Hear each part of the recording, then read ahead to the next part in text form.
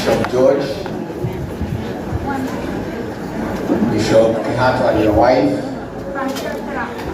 kanisa letu, viongozi wetu wakiongozwa na Senator Ndutu, waheshimiwa wabunge, waheshimiwa MCAs na washirika wetu wote, wakebu wa mani haya kwa mnamulera. Kaini mwela. Hedi shiole. India isiana na madhani ya osho. Happy New Year.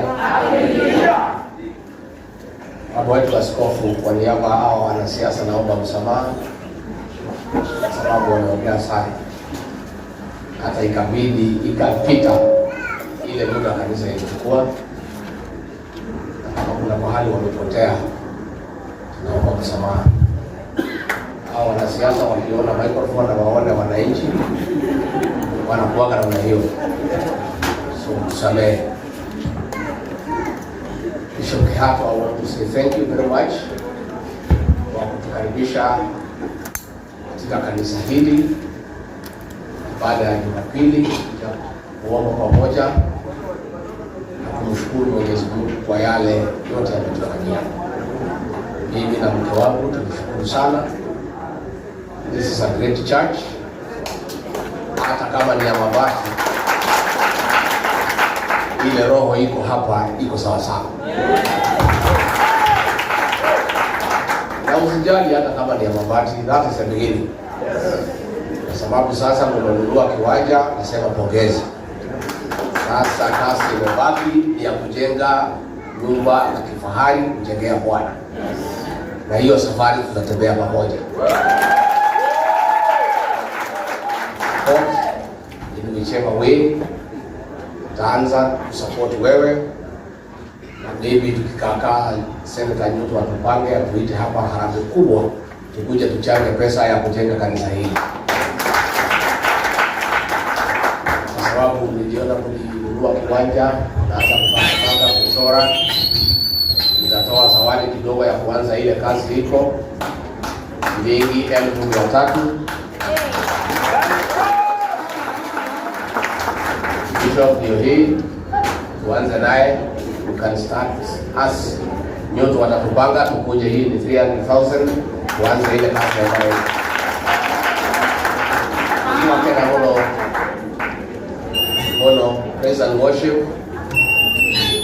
watu waina wega mono na waina hamo na imi na nituwakena na anu amati wa yaneke mwedete na neti mono nyo ya matukaribisha na nituwakena mono na tulika atu yukaka kaiki nitoka nake ili kuwa kule hamo nyoro na mwa ile kani nitokole tukuma Direba kwa nyoro from December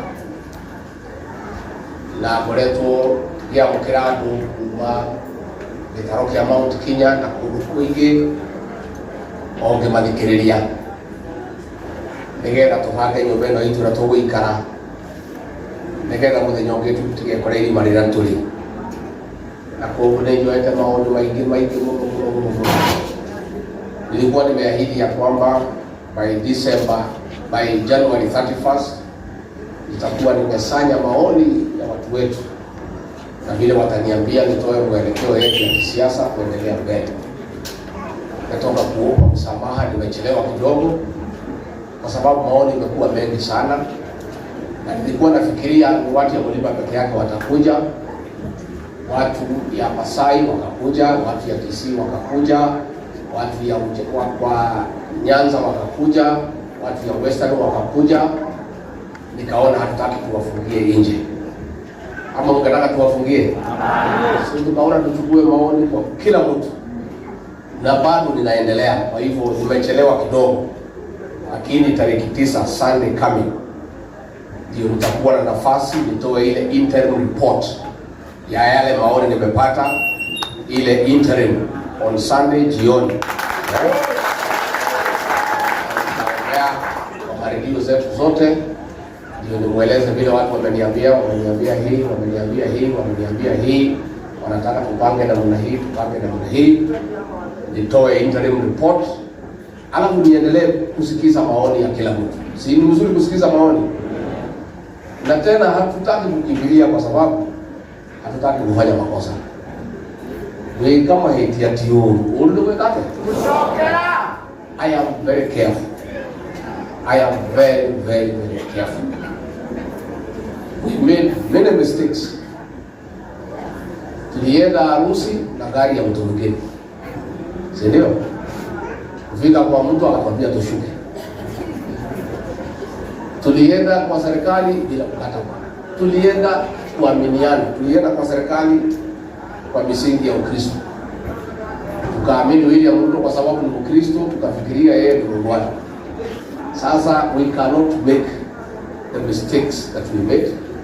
So I have to be very, very careful.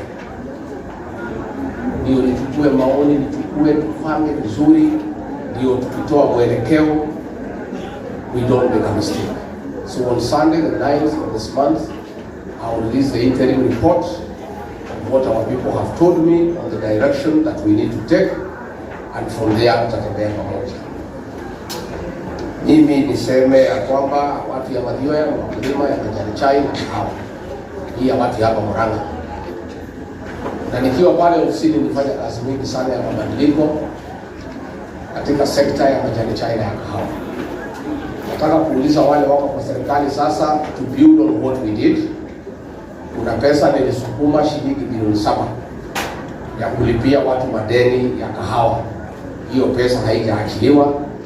Please, sukumeni hiyo pesa iachiliwe, tulipie watu wetu madeni. Kuna mabadiliko tulifanya pale kwa chai, kuimplement yale ambayo tulikubaliana. Kuna kazi tulianzisha ya kupigana na pombe haramu. Nilipigana na pombe haramu tukiwa na huyu mke wangu, na tukamaliza pombe haramu. Bomba zikasimama, watoto wakarudi, watoto wakaanza kuzaliwa. Tangu watufukuza kwa kazi, pombe imerudi haijarudi? Si imerudi? Inaua watoto wetu. So wale wanauliza kazi tulifanya, please, tulimaliza pombe, mumerudisha. Na mumerudisha hii pombe ndio watoto wetu wakufa. Tunataka kuuliza nyinyi mkuwe na huruma kwa watoto wetu. Have some sympathy and empathy for our young people, and don't allow these killer bulls to come back. That is a program we had worked on very successfully, and all of a sudden imeachiliwa, imekufa. Sisi tunasema tuko na kazi nyingi sana ya kufanya, na mimi nataka niseme we have a big problem. Why the economy is not thriving? It is because the payslip was raided. Wafanyikazi wote wako na payslip have been neutered. They have no purchasing power. And the new administration we are working on, our first responsibility will be to rescue the payslip. It will be to restore the dignity of the payslip and the payslip holders. So mimi nataka kuuliza wafanyikazi wote wale wako na payslip, both in the public and the private sector, much as you are suffering, much as you are having a difficult time, iko matumaini mbele. We are going to deal with this situation politically, so that tuunde serikali ambaye it will restore the dignity of the payslip. Zile kodi kama hii ya affordable housing tuitupilie mbali, turudishie mfanyikazi hiyo pesa yake, akajenge nyumba yake kwa nafasi yake. It is not the work of government to put up houses for people. Kazi ya serikali ni barabara, maji, stima, usalama, madawa hospitalini na masomo. Hii mambo ya kujenga nyumba, kila mtu atajenga nyumba yake kwa nafasi yake. Kaijo mtigo yake na nyumba yake. Na Mungu wewe hali yako ikate.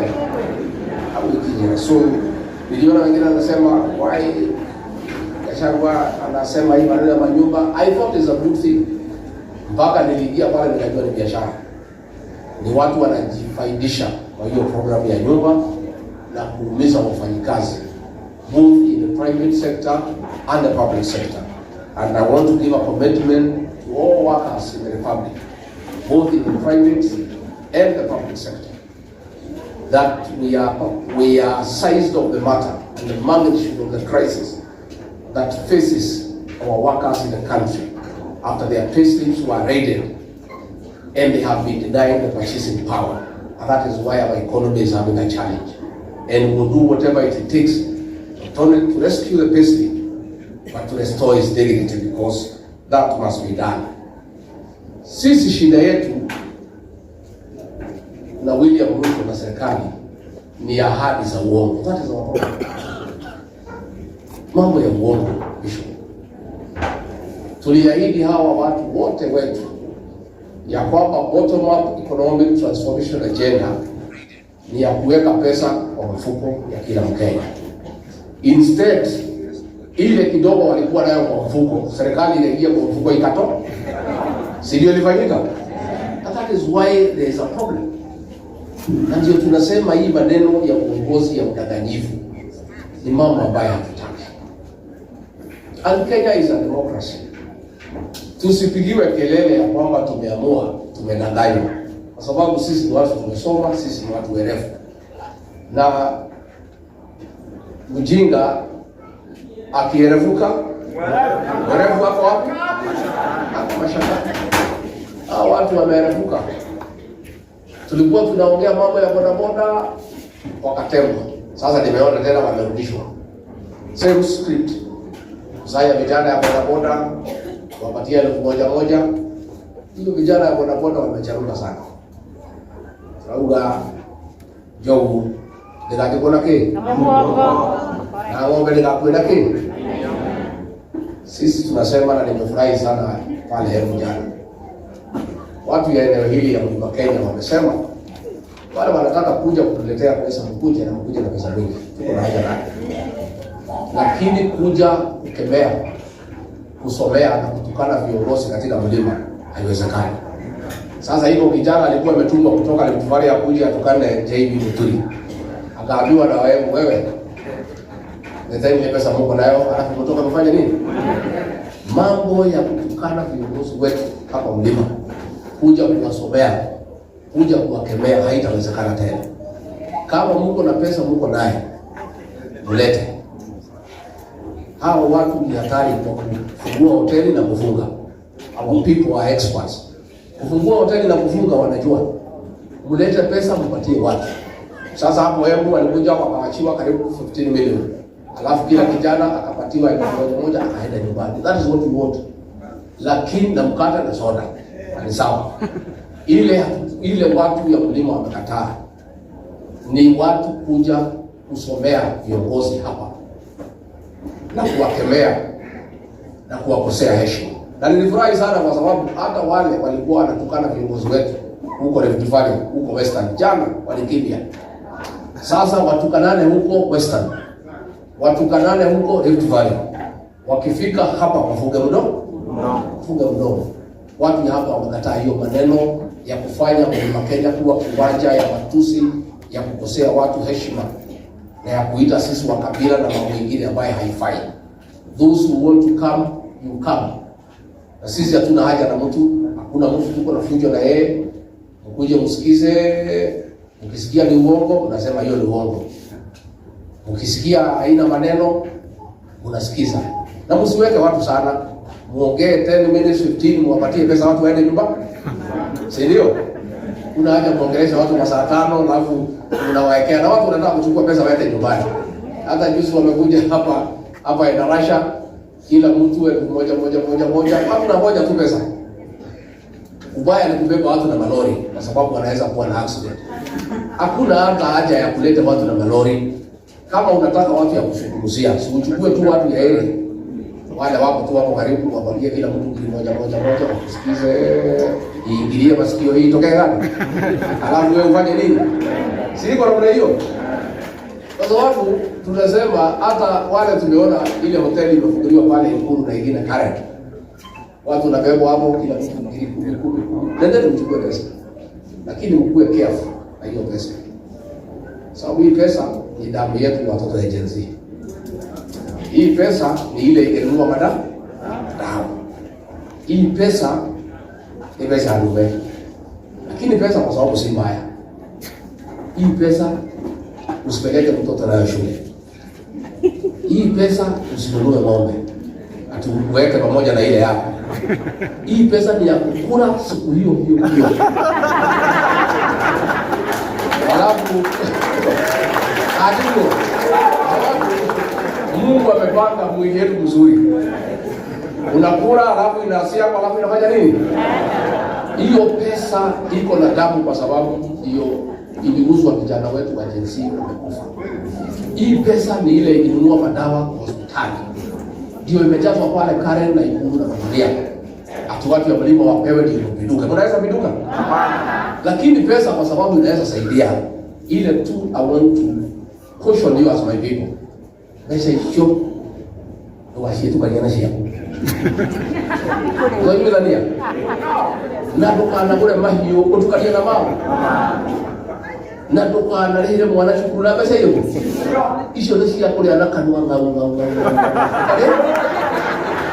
Na kwa wote keka itikara na mwana yule. Ili ndio mwana yule. Kwa hiyo wewe ukienda Karen ukipewa 10,000 kwa sababu huwezi maliza peke yako. Ukifika yeye muita marafiki. Ukule hiyo mwali, hiyo pesa isifike nyumbani. Inaweza kurudi ile pesa yako umetafuta haja. Na it is unfortunate that the government has diverted public funds meant for our hospitals, meant for our women, wale akina mama, meant for capitation, ya kuhonga watu ya Mount Kenya tuwarudi kwa president na ile mtu yake aliweka kwa kazi. All that is taking place in State House in Karen is bribery. It's a sin of crime. It's a sin of crime. And these are public funds. But we are saying because we have problems, tuko na shida ya pesa. Hatuwezi ambia watu wetu wasichukue pesa tutakosana na hao. All I have done is to push on you how to use that money.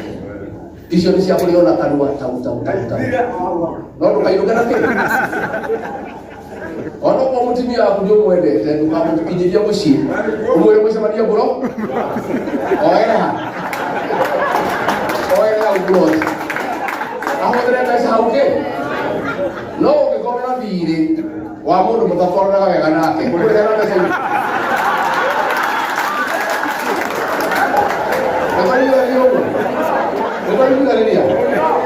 Na hii maneno ya kuchukua pesa ya serikali kuhonga watu hapa mtukija tumeizoea. Tuliona wakati ya BBI. Tuliona wakati ya Azimio. It's an exercise in futility. What is sad is misuse of public funds for political bribery and trying to corrupt our people to go in a certain way politically.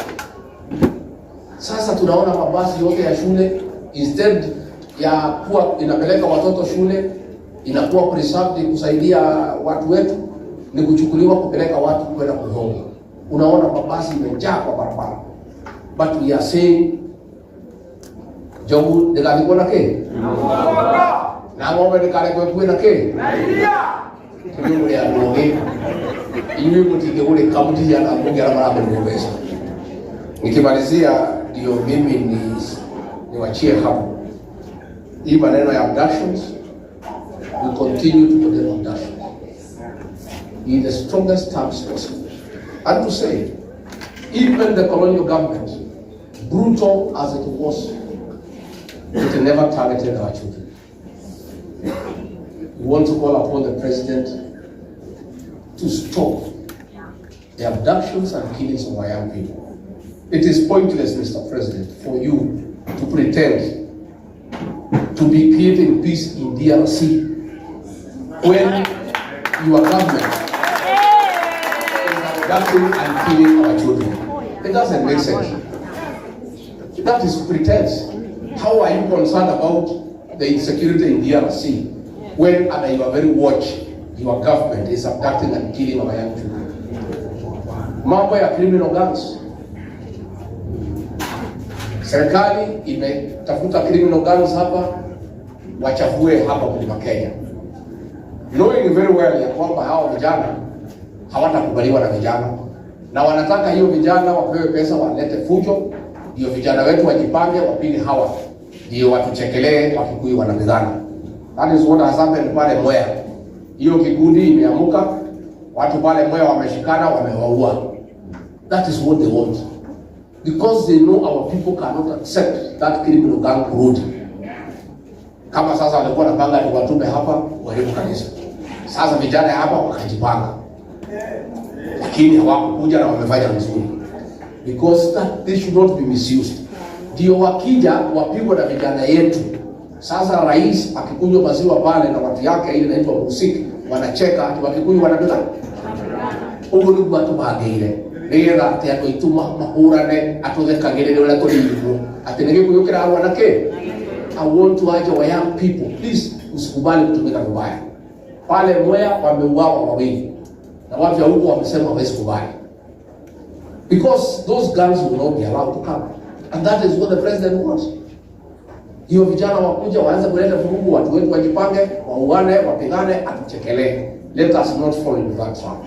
And we ask him, utapeleka askari na mnagani Haiti kupigana na criminal gangs.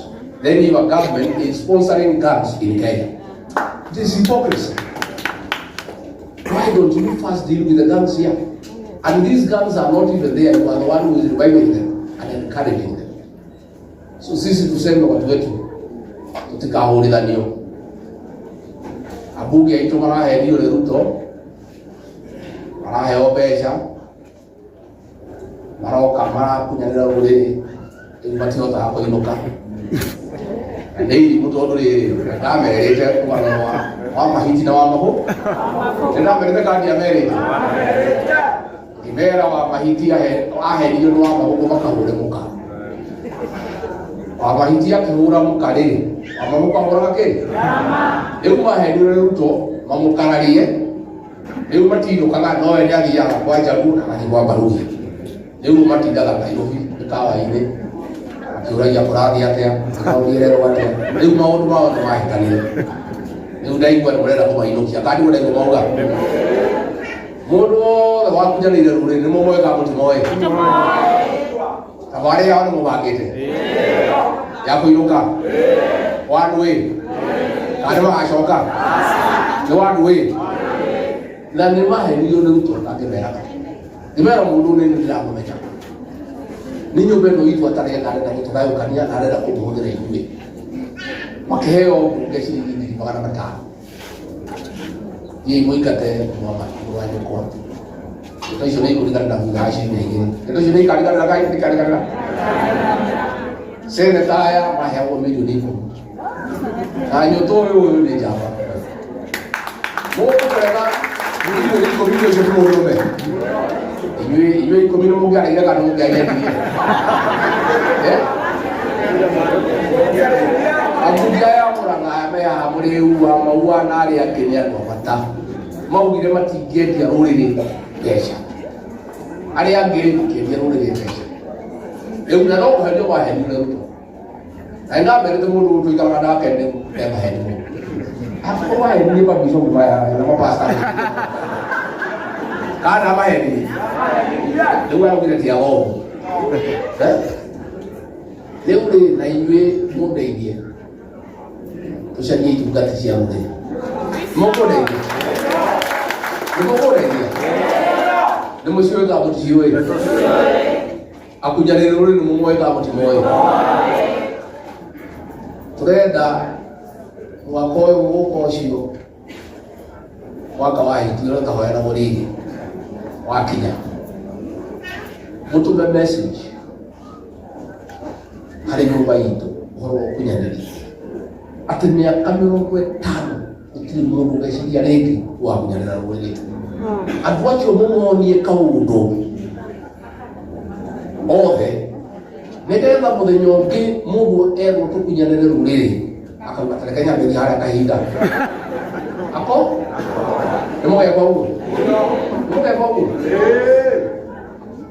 itu gũthondeka maũndũ maitũ na nĩ mangĩte wega na nĩ ndĩramenya ũrĩa ndĩreka mũhoere Ngai ahe ũgĩ ũkirĩrĩria make nyũmba ĩno itũ wega kahora rĩngĩ yuraga ĩkĩraga igakora ithima nene rĩkĩ no mawoni marĩa nyoete so far Undu mwana marajira ni aturingi yurage kiara matigacokia kana harege giriate inyona komorauga Jemakanjira igwe ya gikuyu twigutahika aitu tingiria kindu inyona muri koguo no ndirathira mbere na kuoya maoni pole na ndigwire twina arata ingi twina arata kuria ikamba turaiguithania twina arata gethi turaiguithania twina arata kwa baruya turaiguithania bũrũri ũyũ witũ nĩ mwega na twĩna favor nene mũno ya kwendwo nĩ ndũrĩrĩ iria ingĩ na gũtirĩ mũndũ angĩtũtenga tũtigũtũrĩ ithuiki tũkũbanga maũndũ maitũ nginya maikare na njĩra ĩrĩa yagĩrĩire na nĩ tũgũkinya kũrĩa Ngai witũ endaga tũkinye. Koguo niĩ njuge thengio mũno, nĩndakena mũno, nĩgũkwenda nyina Gachagua amwĩre jambo amũgeithie. Asanteni.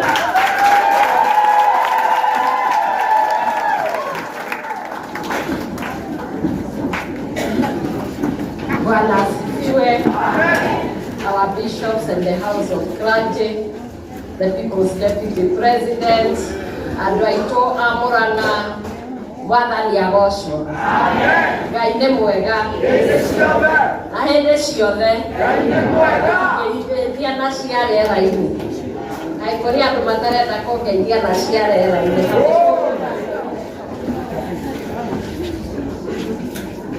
Thank you very much, Your Excellency, for giving me the opportunity, and thank you, our Bishop, for allowing us to be on this altar. And there is a lot that has been spoken, and you said in your word that the will of God must be done. Ate wendo wa Ngai no mũhaka ũgeka atĩa? The Bible says in Exodus 20 verse 13, it says, you shall not murder. You shall not murder. In Exodus chapter 4 verse 23, God was speaking to Pharaoh, and he spoke to Pharaoh and told him about murder. And this is what he said.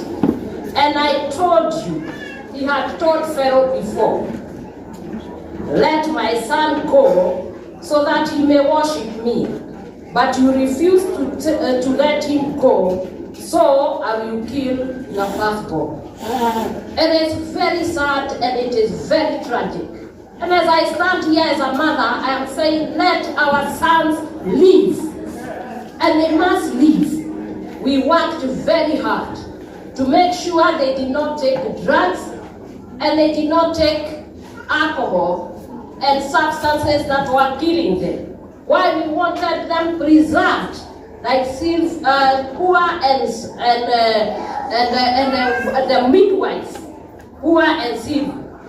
They said they did not want their children to be killed, even though there was a decree that children should be killed. Twena na keito na nie njugete the mama boys. Na gĩtũmi kĩrĩa gĩkoretwo tũkĩrũgama na tũkiuga ta kanitha, and as a woman, as a mother, I know the pain of giving birth to a child and then the next day they are dead. It is very painful. And those who are doing it, stop it. It is not right. I know many of the times, like, people think it's a joke. It's not. When you go to say that, when people are saying that our children should not be murdered, you tell them to resign. I hope one of these days it is yours that is abducted, it is yours that is killed, and we see how you are going to react and what you are going to say to us. As a church, we are saying our God, the King of Kings, is saying, do not murder. Yes, our children may do what they are doing. What we need is to listen. What are our children telling us? If it is the truth, it must be told, because Jesus is the truth. He is the way and He is the life. Truth must be told, and you must have an ear for the truth. And if you cannot listen to the truth, then you will have a lot of trouble. And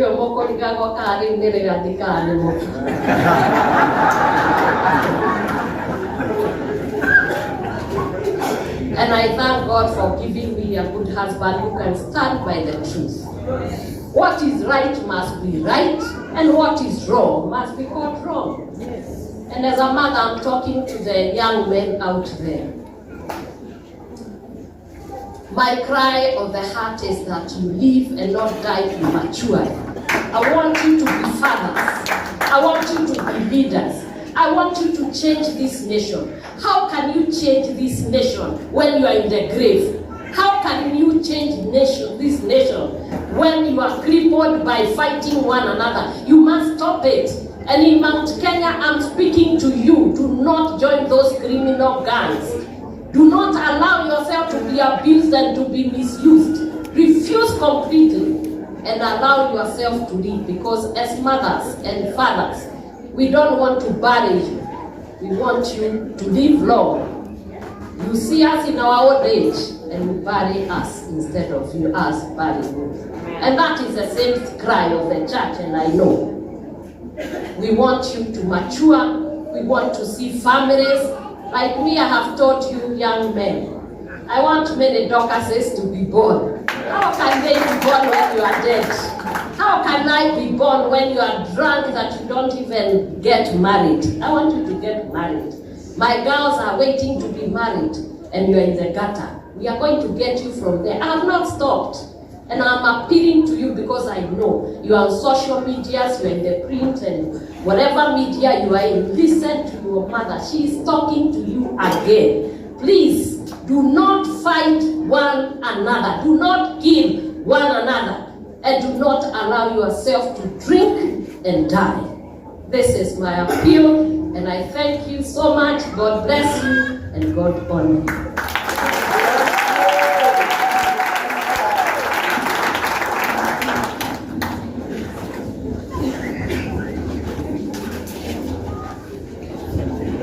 Thank you so much, Your Excellency. I don't want to talk after you are done. And thank you so much for the good words of wisdom, our mom, and also our father. Heke heo ikuhariririo, Your Excellency, Pastor Dorcas, na tiwega uthiutare nacio. In the meantime, kanithani tukwenda kuikiriria pesa cia His Excellency, na tiwega tukiinuke na ciringi we mukanagia tukwendete kurikiria. So Your Excellency, Pastor Dorcas, please.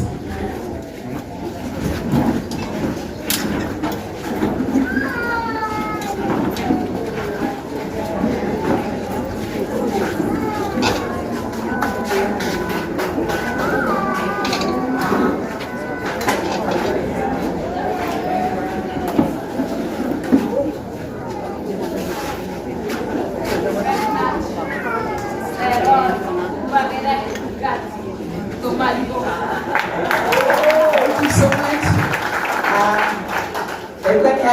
Kiondo nigetha awasiria gitungati onage haku ikirirwo indo nigetha kaiyukiria gakirugirwo na mama boys na ithu twacera kuria wa munyoro tutigutira na ithu tugakiona cia kugagurwo nacio. Turenda gukiriria ndaigua horo wa nguku moya